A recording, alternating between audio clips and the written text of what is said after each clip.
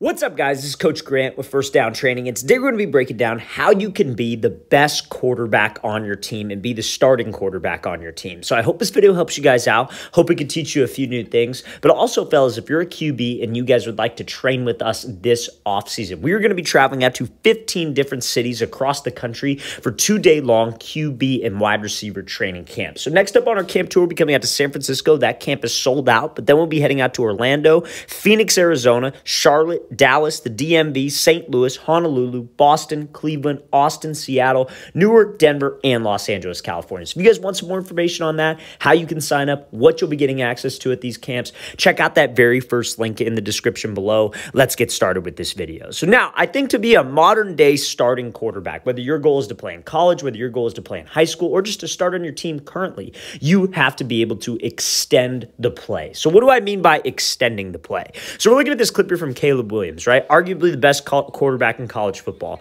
Now, he's showcasing something here called a conflict climb, and then the rest that he does is obviously just Caleb Williams being Caleb Williams. But what is a conflict climb? This is a great move that quarterbacks need to learn in the pocket. Now, it's when you're getting pressure to your outside. So, again, the whole reason we discuss this is because quarterbacks need to know how to extend the play. They need to know how to extend the play, but number one, they need to know how to take care of the ball. One fumble back there as a quarterback is one too many. And it is certify yourself as that best guy on your team. Making the plays that they don't expect you to make is a great way to do that, right? So, a conflict climb is when you got pressure to your top shoulder. So, if you're a righty, it's pressure to your right shoulder. If you're a lefty, it would be pressure from the opposite side to your left shoulder. So front side pressure, I guess you could say.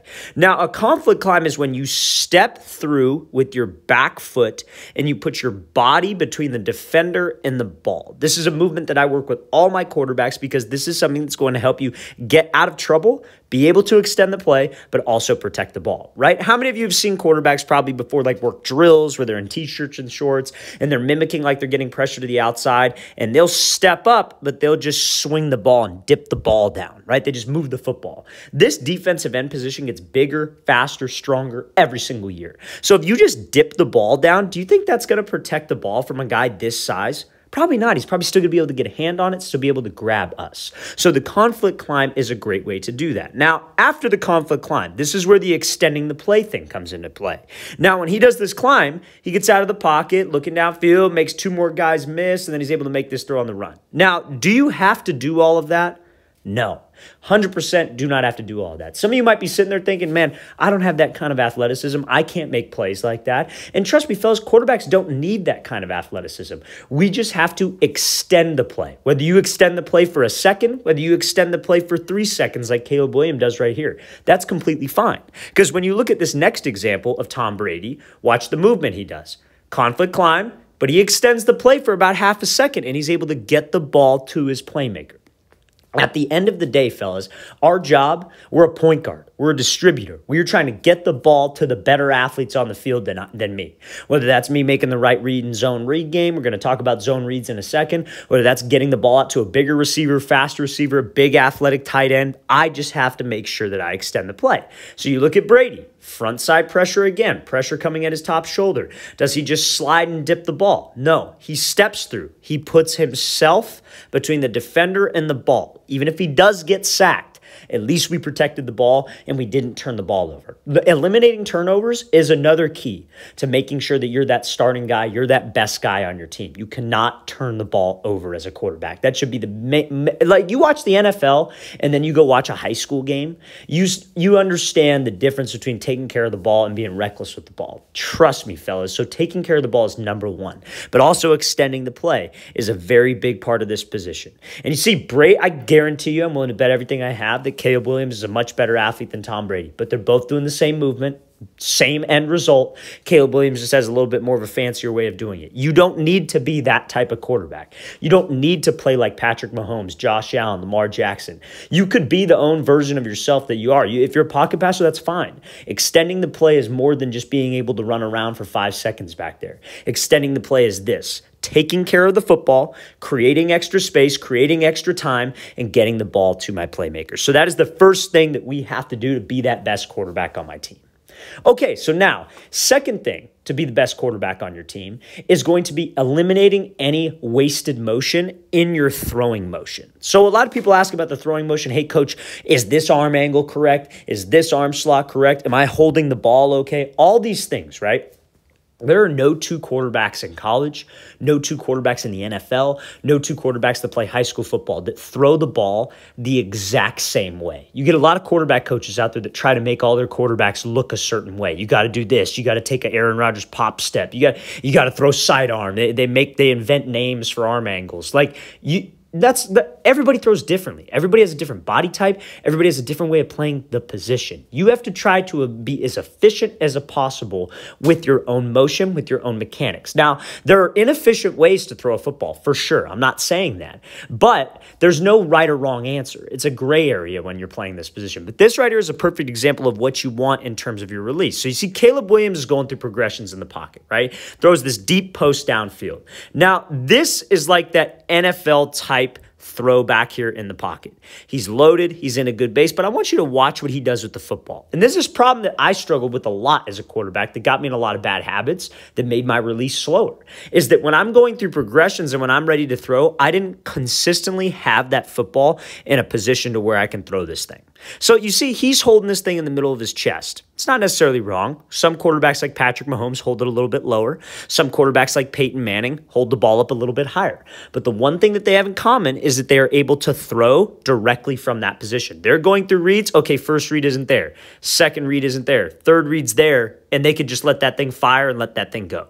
They have no wasted motion. They have no loading up with the football. They don't load up on their back leg. Their base is ready to roll and the football is ready to roll. And that's what it takes to be an efficient passer. That's how you go through reads fast, right? Because let's say he's looking left. First read isn't there. He looks right. Second read is not there. He looks to his third read, but his base is already preloaded. He's got about 60-70% of his weight on his back leg. Football is ready to roll, and he can get that thing out of his hands. Fellas, these throwing windows get smaller and smaller and smaller every single year you go up in the game. When you're playing youth ball, when you go to high school, everybody's faster. High school to college, which is probably the biggest jump, I would say. Well, college to NFL probably is a bigger jump. But everybody's fast on that field. Every single DB is running a sub 4.5 40. So we cannot have any wasted motion in the pocket. Don't load up. Don't lift the ball up to your ear. Let's be just relaxed and ready to go. If you're a guy that needs to lift the ball up when you drop or when you go through reads, get comfortable throwing from just a position that you're going to hold the ball in. You drop back with that ball at your chest, you should be comfortable throwing the ball with your chest. Don't make the same mistakes I made where I would train and I would put the ball up, like I would lift the ball, I'd load up on every throw. So then in a game or when I got into a practice setting, I would have to almost like relearn how to go through progressions. And you're almost working against yourself that way. So let's play this thing again, full speed one more time. Great job by Caleb Williams showcasing no wasted motion in the pocket and getting that ball out of his hands. Not enough people talk about that, fellas. You watch a lot of guys, every single guy in the NFL, they do not have a hinge in their motion. They do not load up in their motion because they know that that ball will be picked and you telegraph it every time you do that. Okay, so now we're looking at another example here from Caleb Williams. And he is throwing a zone read or like an RPO. He's throwing this like out route. Now, the one thing I want to talk about here is like this is something that so many quarterbacks have to be able to do nowadays because of the way offenses are. So many offenses are switching to that zone read, RPO slant, bubble, out route. They're doing so much RPO stuff. So you have to be able to do that as a quarterback. And you have to have a quick release while you do it. So let's play this thing full speed. So what does he do here? Fakes zone read, takes the out route. And this is a very, very impressive throw because he pretty much throws this. Again, we're going to show it from a different angle. This is the angle we'll break it down from. He throws this without setting his feet, is able to make the right read, and he's able to deliver a shot to the sideline, right? So when you're doing a zone read play, it comes down to the same idea as not having a hinge in your motion, not loading up in your motion. These guys are extremely fast on the other side of the football, right? They're some of the best athletes in college. So we can't have any wasted motion. If we're throwing a 5-yard out, let's rewind this for a sec. If we're throwing this like 5-yard speed out and we throw this 5-yard out late against this type of corner, that guy's jumping it and probably pick sixing it, right? So Caleb Williams doesn't have time to go through the zone read right here and then reset his feet and then try to throw because this guy's going to pick the ball off. So he has to be able to throw without his feet being set. He has to just be able to go right through the zone read and generate torque and power from that position. from a flat-footed position. So mechanically, how do you do that? Mechanically, when you go through this zone read, it's very important that you keep your hips and you keep your shoulders where you want that ball to go. So if you're trying to throw it to the out route, after you do that zone read, your hips and your shoulders should face the out route. Now, you have to maintain the hip position because that's how we're going to be able to generate torque. So hips need to stay at the target, and we need to rotate my shoulders separate from my hips. You see how he closes that front shoulder, takes the ball back, but his hips still remain at the target. So now when I go to rotate through, there's some snap to it. There's some separation between my hips and shoulders. I can generate torque. So when you get set in your base, if you keep your hips at the target and you could rotate your shoulders separately from your hips, that creates more of a whipping effect to your arm. And you see, after he releases it, he still stays hips and shoulders square at the target. So that's how we generate torque without my feet being set. I ride the fake, but I keep my hips and shoulders there, generate momentum with my upper half, and finish square to the target. All of those things can help you throw without your feet set. And again, it comes down to having that quick RPO zone read release. I feel like if you're going to be a modern day starting quarterback, you have to be able to do this. And this doesn't require you to be a dual threat guy. All the things I've listed today, all the things I've talked about today, does not require a specific player. It does not require you to be tall. It does not require you to be fast. It does not require you to have a cannon of an arm.